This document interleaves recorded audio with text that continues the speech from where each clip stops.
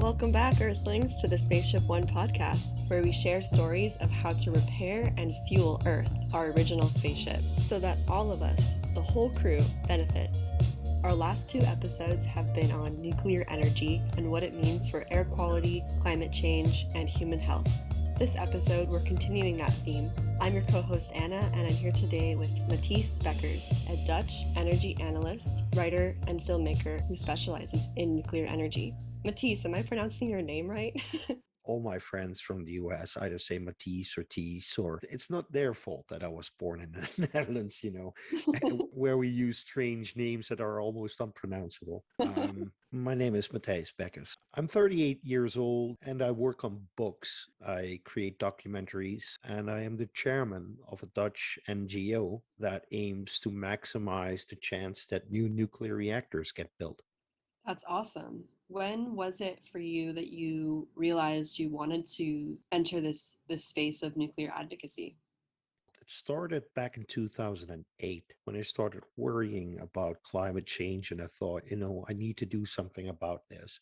And it took me about 2 years, to get acquainted with the energy discussion and to see what everybody was saying. And then all of a sudden, my interest really sparked when I saw this plan to create this 100% renewable world, which is the Solutions Project by Mark C. Jacobson. And then I wanted to know, what is it going to cost? How many of these panels and how many of these windmills do we need? And, how much land are we going to require to do this and such? And I emailed them. I didn't get a response. So then I was, kind of frustrated. And instead of, asking around, I took my calculator and I downloaded, every piece of information that I could get from the Solutions Project. And I started basically remodeling what they had done. And, took me about half a year to get it all down to a T.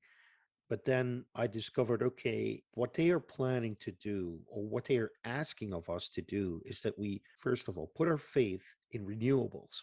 Then everybody in the world basically has to stop developing. People from the rich countries, they need to do more with less, which I'm fine with. But also the developing countries, they basically don't get anything extra. And that was the point when I thought this is not right. And then I started to look at other things, like, for instance, material usage in renewables. And I also started getting an interest in nuclear energy. And that's basically what set me down this path. Yeah, I mean, it's just not right to ask people to not use energy, to rise out of poverty, to rise up in their standard of living, which I believe every human being has the right to do, especially when we have an abundant clean energy source that could easily be providing all that energy and helping these countries develop. I feel like a really big missing piece in the conversation is, okay, well, how do we get to 100% renewable? All of the land use that's required for solar and wind, not to mention, the justice element, the equity element. So Exactly. I'm like right with you. Tell me about some of your recent projects and the new documentary. My last book was published 2 years ago, which is called Climate Zero Hour. Climate Zero Hour is basically the culmination of this whole adventure to look at, the 100% renewable plans, all the analysis that I've done about material usage, the impacts that it will have on the poor, and my foray into the nuclear world. Before I started writing that book, I also started traveling a lot, meeting a lot of people, especially in the nuclear sector, because I was really interested in what new solutions were coming up. So basically, this is all bundled within this Climate Zero Hour book. And I made a similarly named documentary called Climate Zero Hour, for which I traveled to places like California, London, etc. Talked to a lot of energy experts to basically boost that narrative. And the last 2 years have galvanized the idea that we really need to push harder on nuclear than on renewables. Renewables have their momentum. They will keep building renewables from now until, year 2100. And who knows, maybe even 100 years from then. But nuclear at this moment is really this misunderstood technology. And it's so poignant to see. I live 3 kilometers from the German border. And the Germans were absolutely freaked out by Fukushima, right? Fukushima happened in 2011. And they basically said, okay, from now on, we are going to drop nuclear. We are going to stop within 11 years. We're going to do everything in our power to stop using nuclear power.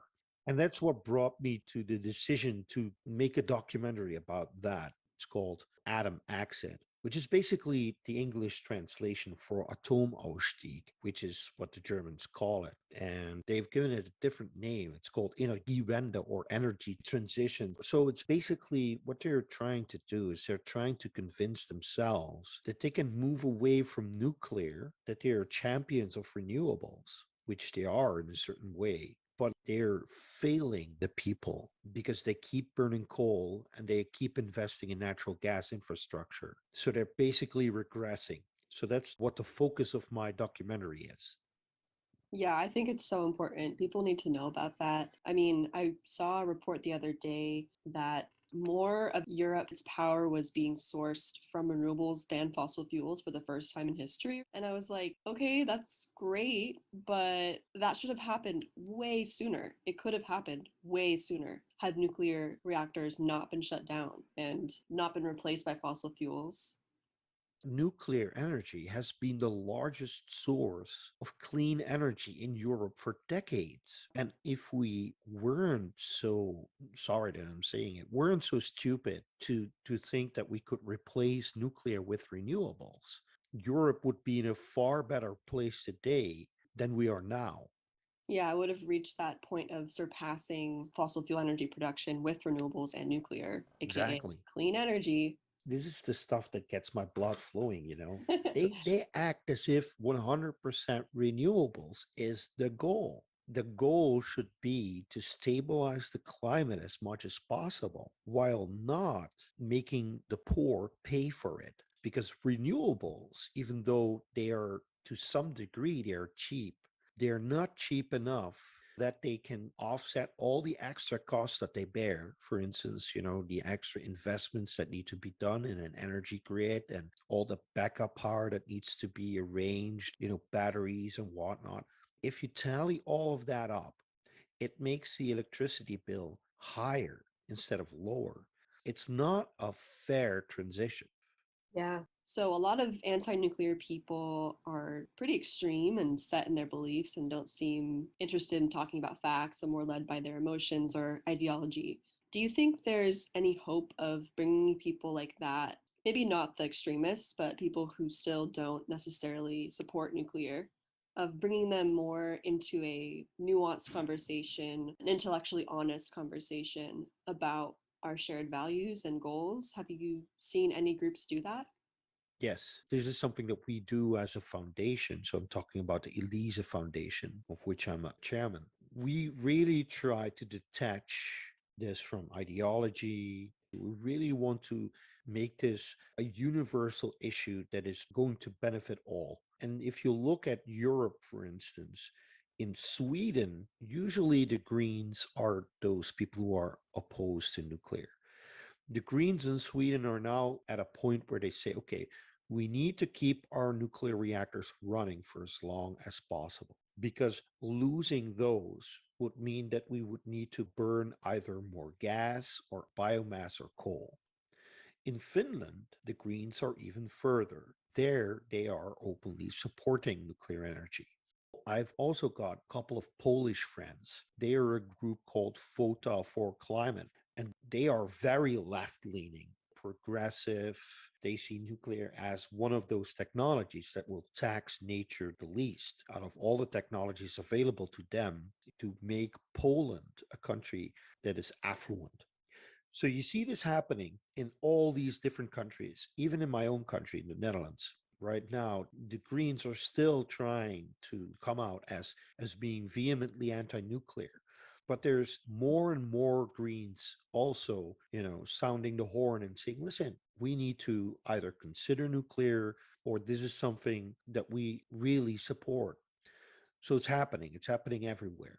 I believe that once we can get out of this polarized debate and not make it about ideology, but make it about reaching a better sustainable future for our children, that's the moment when we finally connect change. Yeah, absolutely. So, do you consider yourself an environmentalist, or as they say in Europe, a green? Well, on the political spectrum, I score all over the place, but I do love nature. I can really enjoy a good walk in a forest, a vista on top of a mountain, and it's something that I care deeply about. I have two children, they have the right to live on a planet that is healthy and that has all these beautiful things to offer that I can see right now, and my grandchildren the same way. Suppose that I had a lot of money and I could do one thing in the Netherlands besides building nuclear power plants, because that would be the first thing that I would do. Yet the second thing that I would do, and this is something that I actually played with, so we were actually planning to start a utility instead of a foundation. I would actually arrange that a part of the proceeds of creating power and selling it to people, a part of those proceeds would be set aside to be invested in nature. So, buying back pieces of land from farmers in areas where we really still have some actual nature in the Netherlands. So, yeah, there is a green in me. So, I want to go back to your new documentary, Atom Exit. It seems really indie. Basically, just you and another cameraman, right? Yes, I do like indie, and my work is independent. Then I ask some of my friends, would you like to help me with this? If I got an idea and I really want to achieve something, I just jump in. It's not that well polished as you could expect from some professional documentary shooter who knows this stuff, who has a camera crew, etc.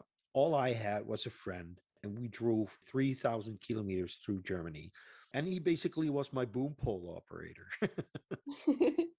Yeah, that's so cool. I really find the indie style super endearing. And yeah, I mean, obviously it's hard work to kind of bootstrap something like this, but was it the lack of resources that was the hardest part or something else? Time constraints. Some shots were in suboptimal situations. Mm, And this had to do with a very tight schedule. So we were driving 3,000 kilometers through Germany in 6 days, which meant that we only had 2 or 3 hours tops per location.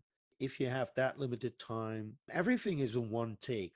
If there's something in speech that is distracting, I cut it out. But this gives you jumpy footage. So yeah. I used some B-roll, I used some stock footage to hide some of it, but not all of it is hidden. So Like I said, I think that if anything kind of just shows the audience like this project is super independent and boots on the ground, like let's get this done. The aesthetic quality of a cinematographical piece, like from a documentary perspective, isn't as important. It's more about the message. As long as that's clear, that's all you really need for a yeah. documentary, especially. So, as a Dutch person who's much closer to what's happening in Germany than I am here in California, or anyone else in the United States, what message do you have for Americans regarding nuclear power? What's something you think a lot of people don't understand and could be illuminated by? We kind of touched on this earlier, but if there's anything you want to add. Yeah, so I've been following the American energy situation.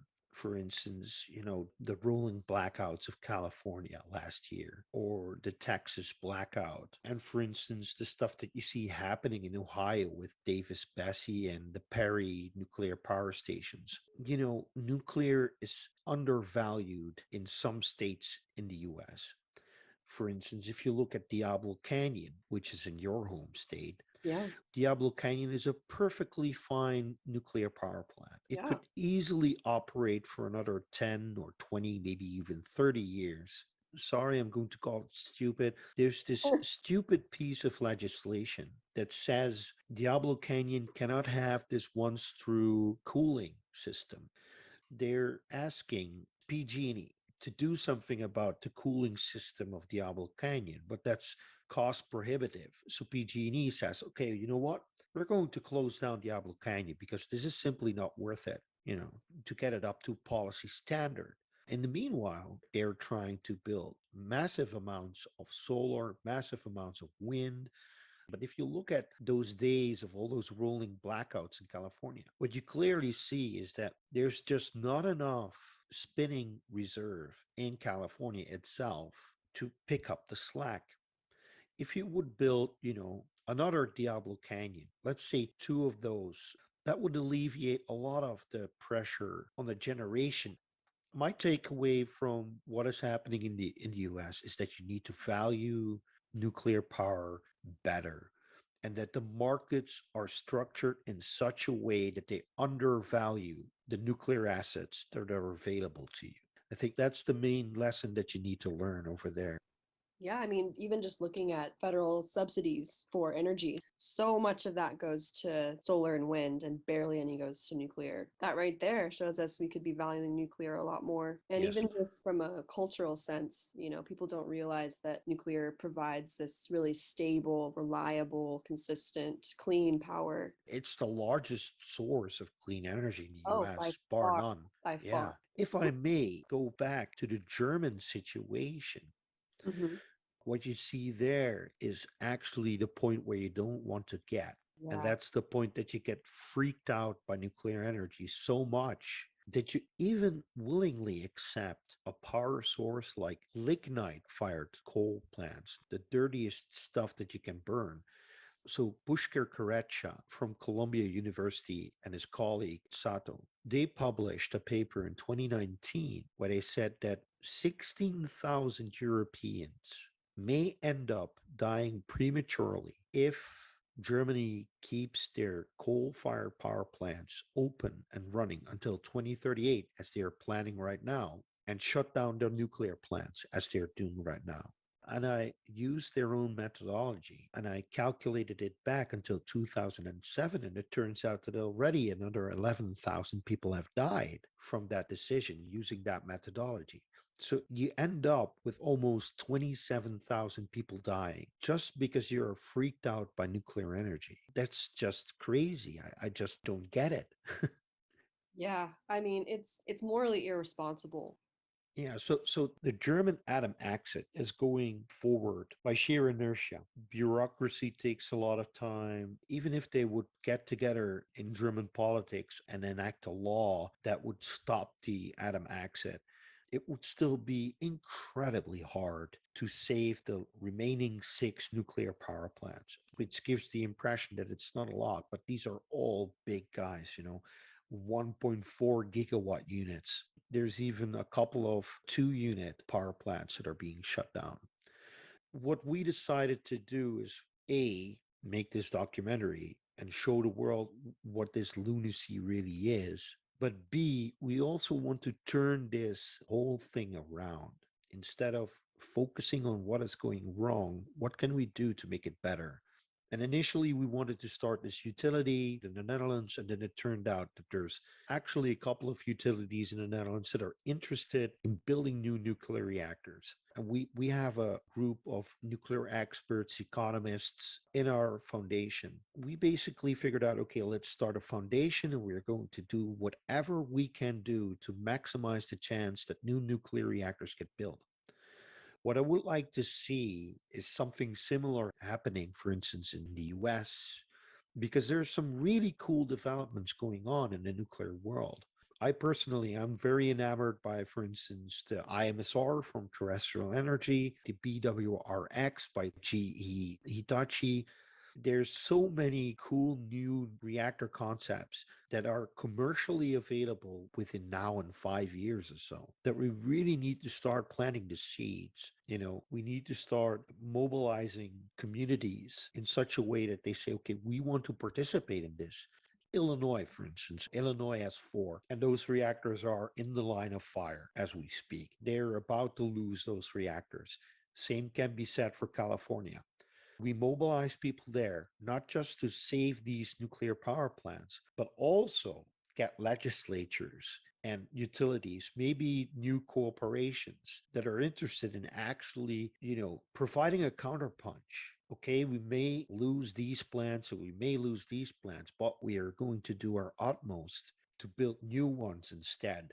That's what I want to say, ending this conversation between us two. And this is my message to all my friends in America and all the rest of the people who are listening who are not from America. And that's, we actually can do something and we should start doing it. Yeah, that's great. Well, thank you so much for taking the time to be on the podcast today, It's my Matthias. pleasure. So tell me again the name of the foundation that you set up. Yeah, it's the Elise Foundation. It's E-Elise. So it's named after Lise Meitner. She's one of the three persons who discovered that atoms could split. Oh, yeah, that's awesome. Okay, I see the connection now. Thanks for tuning in. If you enjoyed the episode, feel free to give us your review, a 5-star rating, or a shout out on social. And if you're interested in the Atom Exit documentary, follow the link in the episode description.